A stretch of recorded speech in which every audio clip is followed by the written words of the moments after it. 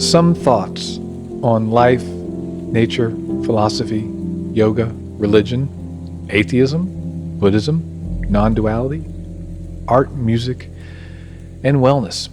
Mostly positive looks at things that will hopefully give you a moment to pause and a moment to take a breath.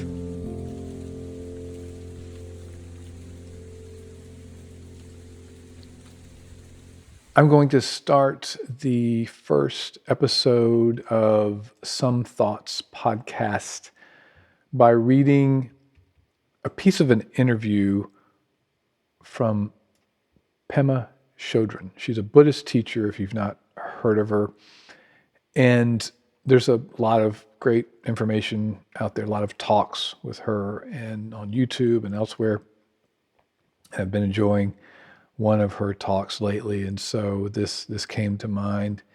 And this particular quote, paragraph, and interview is, I'm going to take it a bit out of context, and I'm going to tell you what the original question was, and I'm going to rephrase the question as another alternate way to look at it based on several things that I've heard her say. And the original question in the interview was, why should Dharma teachers be haunted by big mind?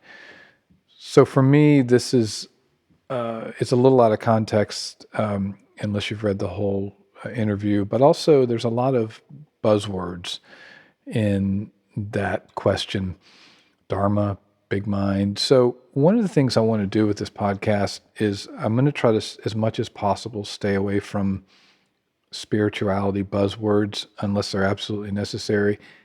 One of the inspirations for this podcast was thinking that I might like to take some of these buzzwords and just do an episode on a specific term or buzzword.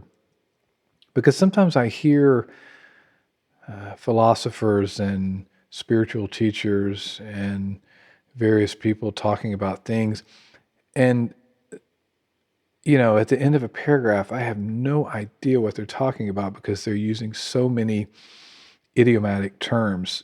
So you can learn the language, you can learn the idiom, you can learn the specifics of a given path, and that may be useful. But I think a lot of times we can simplify those things and say those things in simple terms. And I'm attracted to philosophies and teachers that are able to do that. So after weeding through some of those things, I may in the future do some episodes on just trying to simplify some of those terminologies. So I'm going to rephrase that question that basically say, what's the point? What's the point of any of this, spiritual practice or studying philosophy or going to church or whatever your path is, or devout atheism, whatever you're into? Why bother? And Pema says, because of suffering. Because we are in a prison of our own conception, a prison with a very tiny view. You know how you go to certain places in the world, places that some traditions call power spots, or you enter certain buildings or meet with certain people, and you get popped out of your own mindset and realize you've been in prison? Then you see that you don't ever want to be in prison again. In other words, you realize you have to go against the grain. It just comes to you in certain situations, and you're ruined for life. You don't want to go back to the narrow perspective of this habitual mind, but you also realize that the narrow perspective gives you a lot of security. It's a false security, a lie. But starting to wake up to that, I'm adding, is a lot like giving up an addiction. You're going to go through withdrawal symptoms, weaning yourself from this addiction to habitual, small minded patterns of perception. You could say enlightenment is no more addiction. You're just fully awake, fully on the spot without having to hide out. So, the first part of what she says here about this being in prison with a very tiny view, I sort of equate that to the idea that a lot of times we are going through life with kind of blinders on, and we are sort of just reacting to what's happening right in front of us. And that's turns out to be our whole day, and then our whole week, and then our whole month, and then our whole year. And if we're not careful, our whole life. So that's how I'm hearing that. And then when she says, you know how you go to certain places in the world and you get popped out of your own mindset. I don't know if you've ever been on a retreat or a vacation, or maybe you went to rented a cabin in the woods and you had a few days of peace and quiet, and you're just like, that's what she's talking about. I think, you get a little look, a little perspective on something else, and you're like, I don't want to go back to that. And you might in the moment be thinking about some specific thing, back home, so to speak, or your job or whatever. But it's the same thing. It's that you get some clarity that maybe you get a little peek behind the curtain that maybe there's something else other than just this, responding to, reacting rather to the day to day. Maybe there's a little more. Maybe I can have a little more peace, And she says, you don't want to go back to the narrow perspective of this habitual mind. And again, for me, it's the blinders, but it's a habit of waking up and immediately the blinders are there, and then they stay on, and you go back to sleep at night, and you wake up again with the blinders on. And I'm just using blinders as a metaphor. And she then says, you also realize that the narrow perspective gives you a lot of security. That's really interesting. And I'm still thinking about that one. I understand it. I'm trying to think about how to articulate what I hear in that. But I think it's the idea that, I don't know, think about doom scrolling maybe.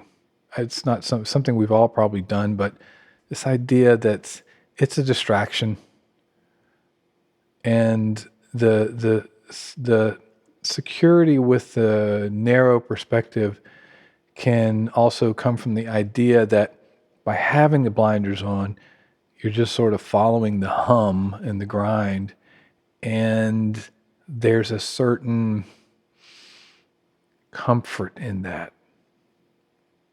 Because you're not having to, there's a part of you that says, oh, if I take a really deep look at that peace I felt back at the cabin I was talking about a minute ago, when I had 3 days in the woods, I'm a little concerned about what I might find there. And that could mean anything. I don't, just something to think about. She says it's a false security. It's a lie, but starting to wake up is a lot like giving up an addiction. I guess the most common, I was thinking about what's an addiction that we can all relate to. It's probably caffeine is the most common one. If you drink coffee, I do, and then you stop, and the headaches and the whole thing you go through. It could be nicotine or something else. Could be food, could be a lot of things.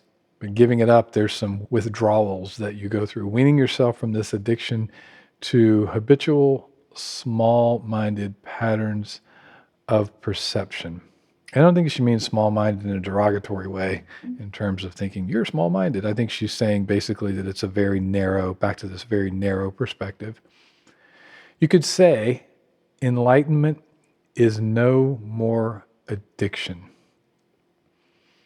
So that's really interesting. I'm just going to let that one sit. You're just fully awake, fully on the spot without having to hide out. I've found that these ideas and these little moments of peace and these little realizations, they come in very small chunks. And hopefully, this is a very small chunk for you. Just a glimpse why taking a look at maybe that inner peace that you've felt, or maybe a realization that you've had, or maybe something more idea that you've come to, why it might have significant value for you.